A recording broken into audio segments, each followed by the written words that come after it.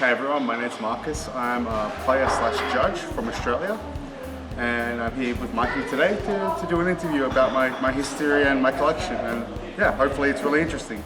I started off as a player and we had our very first nationals in Australia in 2004, and I was lucky enough to come second. So since then I decided to stick with it and keep getting better and playing and making a lot of friends on the way, and it's been a really fun journey.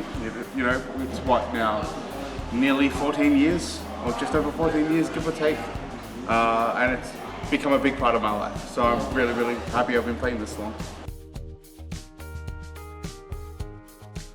So I've mainly been a player from 2004 to 2015, and there was a time where I did step up and judge a little bit, but I found I wasn't really suited for it at the time. It was just a maturity thing. Like 2010 and 2011, I did judge Worlds, so I was really fortunate there. But through that, I found I wasn't ready for that. I was still too much of a player and wanted to keep playing, so I kept on playing for a few more years until 2016, and I stopped playing and stepped up to be a judge.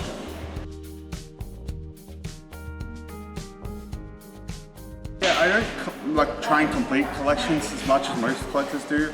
I like to collect rare and unique things, or things that mean a lot to me, mainly through accomplishments or like maybe through friends and stuff like that. So probably since 1999. Okay. I've been collecting stuff, but it doesn't mean it's an impressive collection. It just means it's a bit more meaningful to me personally. 2004, I said it before, was my first nationals, and I made top 2 that year. And since then, every year I continued to make top 8. Up until 2010, where I didn't play that nationals. In 2006, I did become the national champion, which is really exciting. I got to get my first Worlds and meet all of the players and judges I know now. 2008, I was runner-up again. 2000, and then I didn't really have any major success nationals-wise until 2015, where I came second out at nationals. But during that time, I did go to multiple Worlds. Unfortunately, I never did really well at Worlds, but I still had a ton of fun regardless. In terms of the judging side of things, so most recently in the last 2 years, I've gotten to go to 4 international championships, which has been a really, really rewarding and exciting experience. Starting with Europe, then Oceania, because well, I live in Australia, so Oceania is really easy for me to get to. North America, I got to judge Worlds last year, and then Europe again, and then Oceania this year, and then I'm headed to Brazil soon, so that's going to be really exciting. Alright, so let's take a look at your collection that you have. Well, this is the tropical tidal wave from World 06. This is my very first World, so this means a lot to me, because after that Worlds is when everything kind of exploded for me, Pokemon-wise. And each year I've participated, I've been a staff member. I've got the 9-card collection, including the 2 date cards, that I just put in this folder because that's where I like to store them. Nice. The first Worlds that was 2007, 2008. The first Worlds I missed was 2009, but then there's 2010, which was Tropical Tidal Wave again. 2011, which was the elusive Tropical Beach. Yeah, buddy. I missed the 2012 Worlds, but then there's 2013 Worlds, which was in Vancouver. 2014 in Washington, which didn't have the 9th card. 2015 in Boston, which was a lot of fun. And then I've got the 2016 collection at home. I just haven't put it in the binder yet. Sorry, not the 2016, 2017. I missed 2016 Worlds. Okay. That was San Fran. And then since then, there's just various staff promos that I've gotten from events. That was given to me at, I want to say 2004 Nationals. Okay. As a gift from the TO at the time.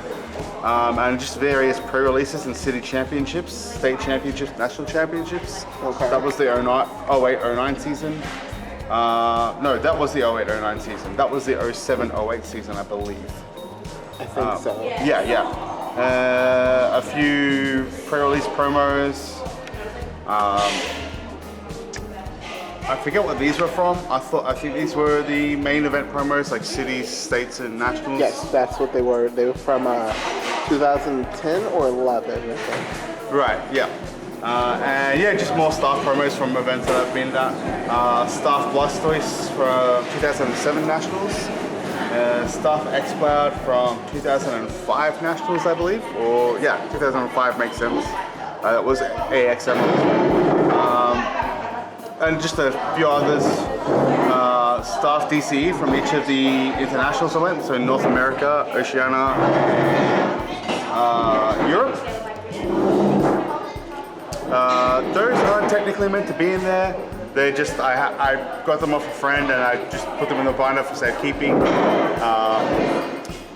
That's a gift for a friend, which I forgot to give to him this weekend. Shout out to Cameron, who really likes these Raikos. The other player DCEs. And then we get onto my Jolteon collection. I'm super excited. I saw this and I'm like, oh my gosh, this is ridiculous. So Jolteon's my favorite Pokemon.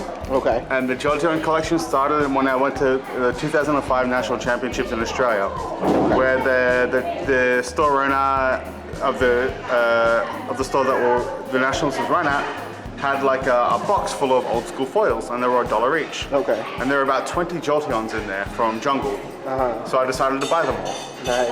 And since then, I've just kept adding Jolteons to the collection. So we got some Jolteon stars in English. I got one signed by people who I thought I'd never see again at Worlds, which is rarely the case, I've now realized. So that's Jimmy Ballard. I got a Japanese Jolteon star from the Players Club promo. A host of Jolteon EXs, including the full art from Japan, which is really cool. Yep, more Jolteon EXs. Oh my gosh, oh my gosh, look at them. In different languages too, so Japanese, Italian. I'm looking for a German one. I really want a German one because I like Jolteon's German name, which is Blitzer. Yeah. So more signed ones. So this is Maurice from the Netherlands. I forget who this is. Oh, this is Mike Martindale. Okay. From Canada. Jimmy Ballard and Anthony Casanello. Shout out to Foy. Again, more. These are all the Jungle Jolteons I got. So there's quite a few of them, as you can see, including some Japanese ones. Yeah, Delta Species, Unseen Forces. More Delta Species, Pop 3, which was like a blister pack promo. Then they became uncommon, became much less special, which made me really sad. And yeah, I've just got a host of them that I just decided to put into a binder. You don't know how excited I am to see this stuff. Oh my gosh. This particular Jolteon is really cool. I really like this one. The Underdeveloped Evolutions in particular, I played it in our 2009 Nationals. It's a bit of a rogue deck with broken time space. Yeah. That could just bounce evolutions back and hit weaknesses, so this is one of my favorite ones. That's from Rising Rivals. Yes. So I've got some reverse foil ones which I wanted. Yeah, just more Jolteons in general. Plasma, the Sandstorm ones. Lieutenant Surge's Jolteon, and yeah, that's all my Jolteons. Oh my gosh. I've got more to add at home, but I've got to find them.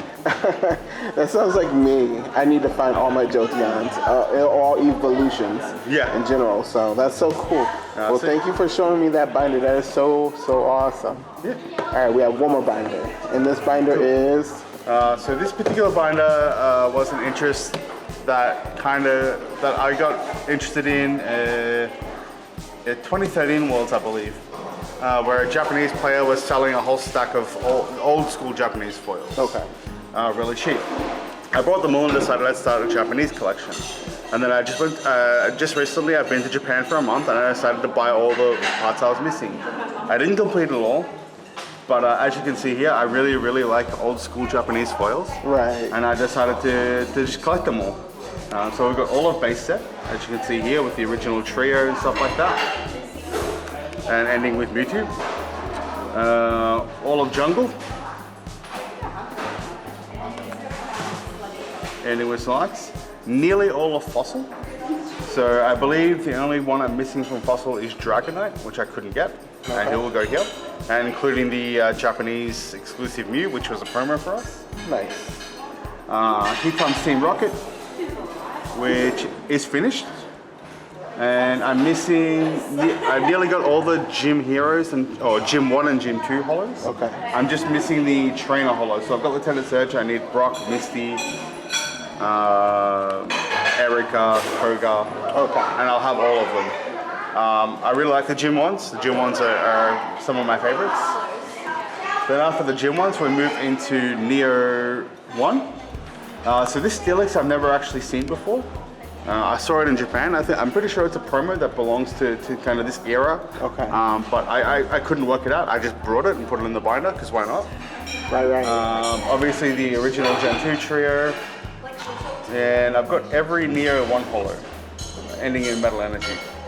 My favorite holo in Japanese is probably Pichu. Then we go to Neo 2. And Neo 2, I'm missing, I forget which one I'm missing, Unknown A. Okay.